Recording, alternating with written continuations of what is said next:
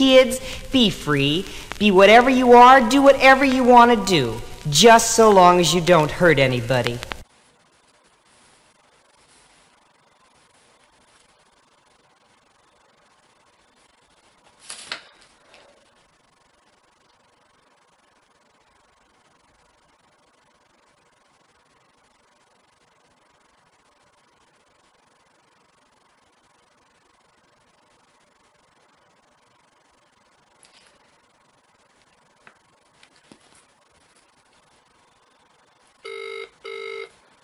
See if he answers today.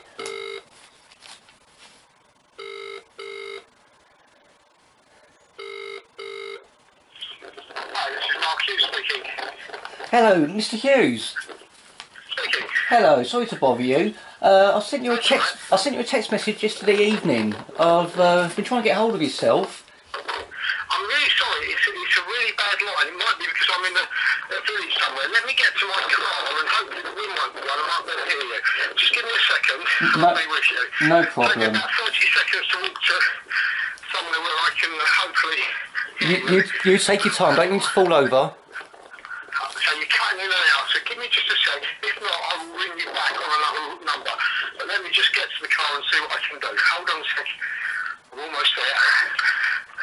Take your time.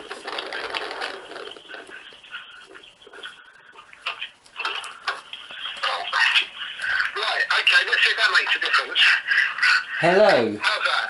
That's much better. Can you hear me? I can hear you perfectly now. Who am I talking to, please? Oh, jolly good. My name's Scream Crow. I sent you a text message yesterday. I just wondered if I could take 10 minutes of your time to ask you some questions. Yeah, of course you can. I will point out, Mr. Hughes, I did vote for UKIP in the recent election. I would like to vote for them again this election. I spoke to your colleague Tony Colburn yesterday. I asked him the same question I'm about to ask yourself. Yep, fire away. Okay. First question. The DVLA have confirmed that the common law right to travel still exists in this country. That means that on any given day I can, if I so wish, use my own personal conveyance, providing it is insured and has an MOT, to travel freely on Britain's roads without the need of a driver's licence. Is this something you would promote? Well, I must confess, that's the first time I'm aware of that, so you obviously know your stuff. I have a driving licence, probably like the majority of adults in the country who wish to drive, and I never realised that there was an alternative. Although, of course, you can drive other forms of transport, a cycle, which you can convey yourself on that, and that doesn't require a driving licence. So, I don't know, you've told me something I didn't know. Are you talking that you could drive a petrol-powered vehicle? Not actual drive, no, see. Look, the clue here is with the words, a driver's licence. You actually need a driver's licence if you're actually earning money from your actions of being in control of a car. So for example, if you're a coach driver, if you're a bus driver, a taxi driver, you know, when driving is your job, that's when you need to have a driver's licence.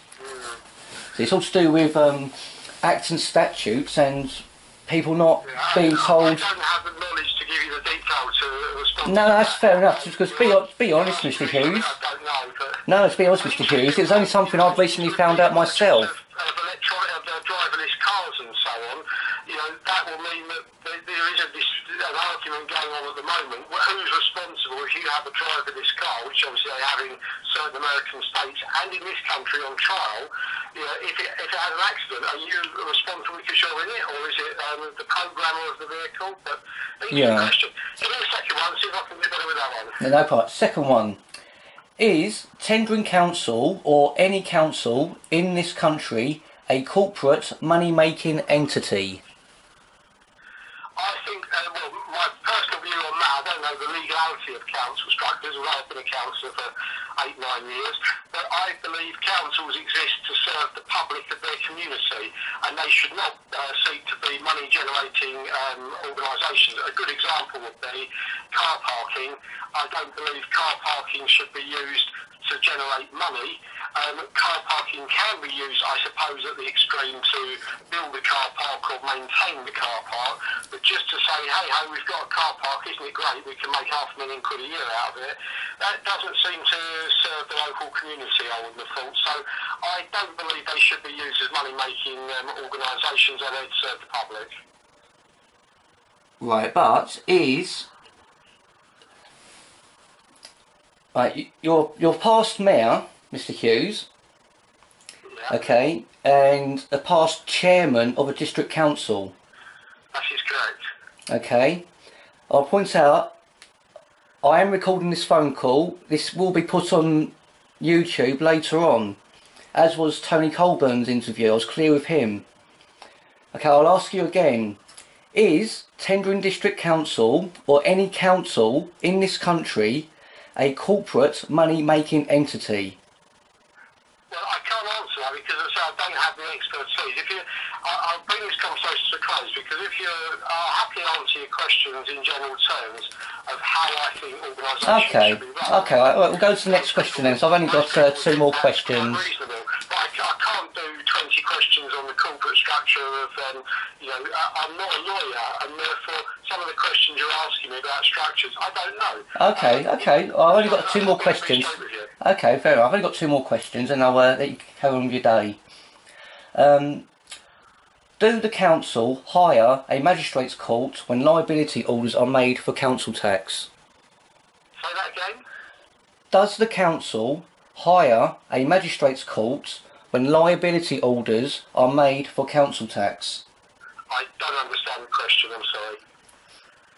Right, when it comes to council tax, if somebody doesn't pay their council tax, they're sent a liability order from the court. Right. When the liability orders are sent, it's not actually the court that's sending them, because the council hires the magistrates court for the day. Right, okay, well, you're telling me stuff that as I say, I don't have the expertise.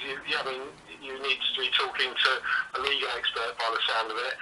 I think that what you're asking is beyond the remit of a lot of parliamentary candidates.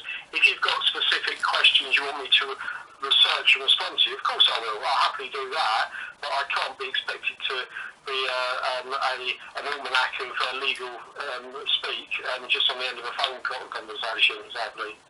So I just assumed that somebody who used to be a chairman, the head of a district council, would know how a council is run. So, well, okay, well, I'll go ahead with the final question. I don't expect you're going to answer it.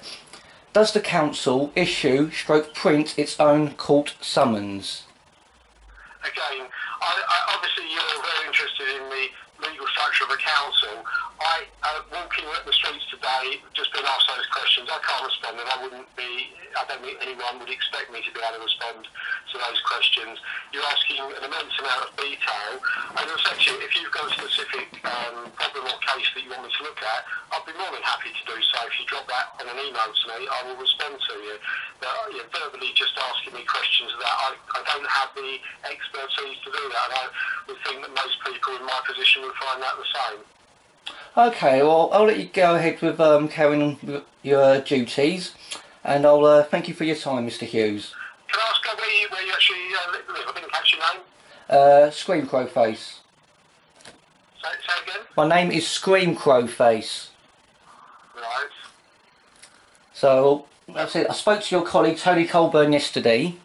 He was very forthcoming with his answers, I assumed the man with your experience would have been forthcoming and as transparent as he was, but I was wrong.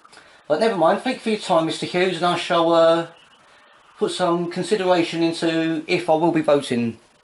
Thank you for your time, sir. That's fine. Okay, thank you, Fanny. Bye-bye.